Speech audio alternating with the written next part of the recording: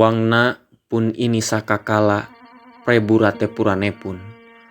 Diwastu dia wingaran Prebu Guru Dewata Prana. Diwastu dia dingaran Sri Baduga Maharaja Ratu Haji di Pakuan Pajajaran.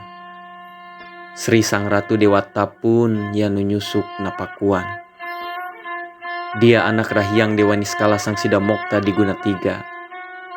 Incu rahyang Niskala Wastu Kencana Sang Sida Mokta kanu salarang.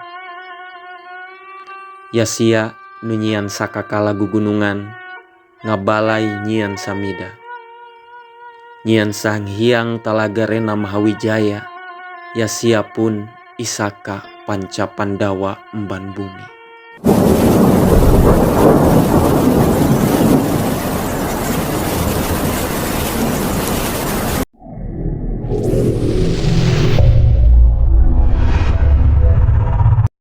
Prabu Munding Laya di Kusuma, antara jimat lalayang Salakadomas dan politik penguasaan wilayah. Prasasti batu tulis menjadi saksi nyata kebesaran Prabu Jayadewata, yang merupakan ayah dari Sang Surawisesa atau yang lebih kita kenal dengan Prabu Munding Laya di Kusuma. Masa pemerintahan Prabu Jayadewata dimulai pada tahun 1482 sampai 1521 Masehi. Di bawah perintahnya, kerajaan Pajajaran mencapai puncak kejayaannya. Terbukti dengan adanya pelabuhan-pelabuhan yang menjadi pusat kegiatan niaga dan penunjang perekonomian kerajaan, yakni Pelabuhan Banten, Pontang, Cigede, Tamgara atau Muara Cisadane, Sunda Kelapa, Karawang, dan Cimanuk. Dibekali juga dengan tanah yang subur, yang membuat sumber daya alam dan sektor pertanian melimpah ruah. Panen beras mencapai 10 jung per tahun, lada 1000 bahar per tahun, kain tenun yang diekspor ke Malaka, sayuran yang melimpah, daging, dan asam yang bisa untuk memuati 1000 kapal. Ditambah dengan dibuatnya transportasi darat yang memudahkan mobilitas rakyat Pajajaran dari dataran rendah sampai ke pegunungan. Dibuatnya juga Luwung Samida dan Talaga Renawijaya atau Talaga Rena Mahawijaya sebagai sumber cadangan kayu yang digunakan untuk upacara suci, dan air sebagai simbol kebahagiaan serta sumber kehidupan. Ditunjang dengan kekuatan tempur yang mumpuni, membuat kerajaan Pajajaran disegani oleh kerajaan lain dan bangsa luar. Hal itulah yang membuatnya dijuluki sebagai negeri kesatria dan pahlawan laut. Walaupun dikatakan pula bahwa Prabu Jayadewata lebih mencurahkan perhatiannya pada pembinaan agama, pembuatan parit pertahanan, memperkuat tingkatan perang, menciptakan jalan dan menyusun pagelaran atau formasi tempur. Iya, dengan dipegang teguhnya peraturan dan ajaran, kekuatan dalam damai serta Purbatisti Purbajati yang dititipkan sang kakek yakni Mahaprabu Niskala Wastu Kencana, membuat Prabu Jayadewata dapat melakukan itu semua, dan negeri Pajajaran tidak akan kedatangan musuh lahir dan batin. Bahagia sentosa, sejahtera di utara, selatan, barat, dan timur. Pada masa pemerintahannya pula, Pakuan menjadi salah satu kota terbesar di Nusantara, dengan jumlah penduduk ibu kotanya mencapai 48.271 orang. Dan sangat menghargai toleransi dalam beragama, terbukti dengan adanya keberagaman agama dan dikukuhkannya Lemah Dewa Sasana atau Lurah Kawikulan di Sunda Sembawa, Gunung Samawa, dan Gunung Jayagiri sebagai batas perlindungan terhadap tempat suci keagamaan, dan daerah-daerah tersebut tentunya dibebaskan dari 4 macam pajak, yakni dasa, calagara, kapas timbang, dan paredongdang. Nampaknya kebesaran sang ayahlah yang menjadi landasan Sang Surawisesa atau Prabu Munding Laya di Kusuma membuat sebuah ungkapan rasa hormat di prasasti batu tulis pada tahun 1533 Masehi atau 12 tahun setelah Prabu Jayadewata wafat. Prasasti ini pula nampaknya menjadi simbol permohonan maaf dari Sang Surawisesa karena tidak dapat mempertahankan kejayaan kerajaan Pajajaran yang dititipkan oleh sang ayah, yang sedikit demi sedikit mulai hancur oleh aliansi Demak dan Cirebon, yang mulai ketakutan dengan dibuatnya perjanjian niaga dan keamanan antara Pajajaran dan Portugis. Cerita Munding Laya di Kusuma Antara jimat lalayang Salakadomas dan politik penguasaan wilayah tentunya sangat berkaitan satu sama lain. Terjadinya peperangan antar saudara, kekisruhan, dan polemik perebutan wilayah kekuasaan tidak dapat dielakkan atau dihindari pada masa pemerintahan Prabu Surawisesa atau Prabu Munding Layadikusuma. Raja Hindu itu tidak menghalangi Sunan Gunung Jati menyebarkan agama Islam di Cirebon dan putranya Hasanuddin di Banten. Tapi, apakah semua itu hanya diakibatkan oleh kedekatan antara Demak dengan Cirebon? Ataukah polemik penguasaan wilayah saja? Apakah ada hal lain yang memacu terjadinya hal tersebut di belakang layar yang kita tidak ketahui? Mari kita lompat ke dataran Eropa sana. Seperti yang kita ketahui, konflik perebutan Yerusalem dari masa ke masa sejak dari zaman sebelum Masehi hingga memasuki abad Masehi tak pernah habis jika dibicarakan. Masing-masing pihak antara Romawi dan Khilafiyah sama-sama menancapkan ambisinya dengan bungkus gold, glory, dan gospel.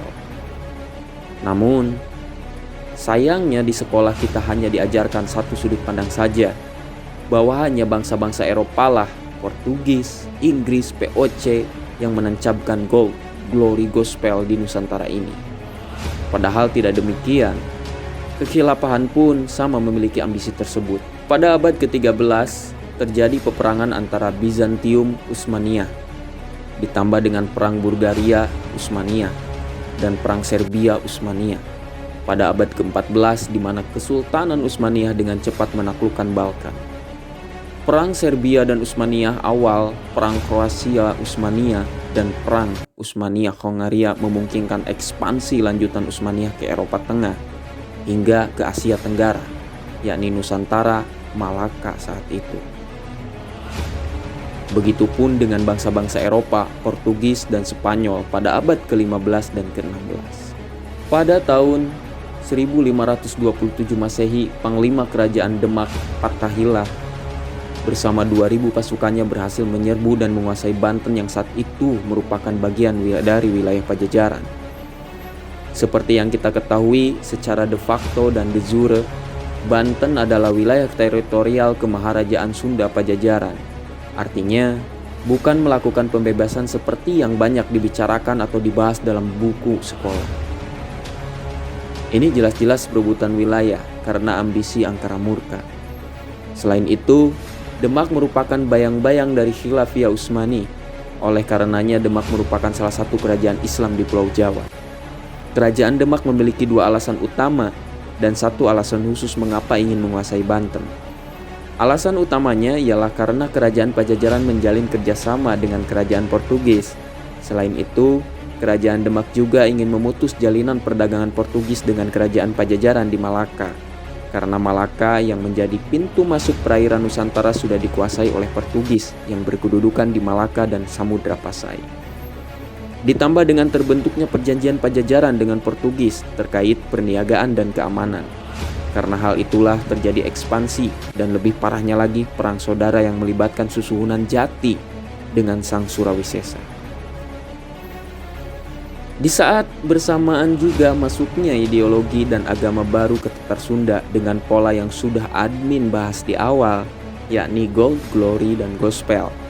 Aturan lama kerajaan Sunda Pajajaran yang berpangkal pada agama, aturan yang dibuat oleh leluhur menurut naskah Amanat Galunggung, tidak lagi menjadi pegangan.